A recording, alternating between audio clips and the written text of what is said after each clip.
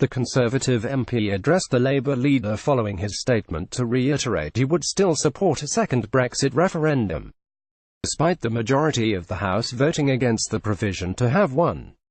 Dr. Lewis called on Jeremy Corbyn to acknowledge the option for a people's vote was now dead as a result of this week's series of Brexit votes.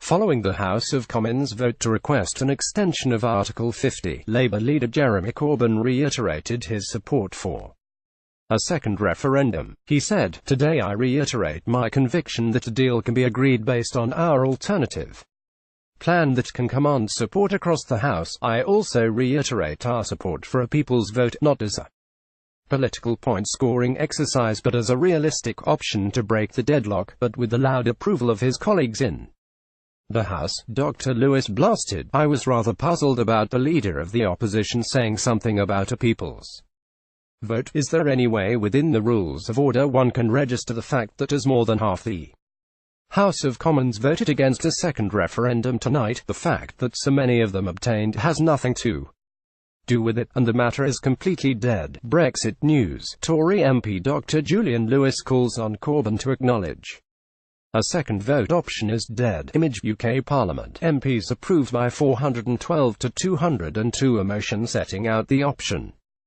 to have a short delay by agreeing to a Brexit deal by March 20 or a longer delay if no deal can be agreed in time. The Prime Minister also achieved a victory on Thursday as the House rejected two amendments that would have given a chance to MPs to hold a series of indicative votes on Brexit next week.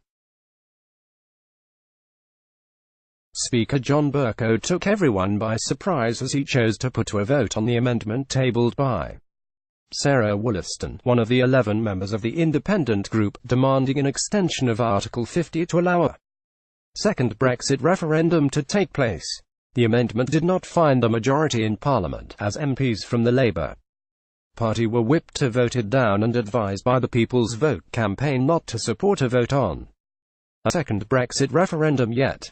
The vote on the no deal was not legally binding, which means that until the government doesn't change the legislation, the UK is still leaving on March 29, with or without a deal.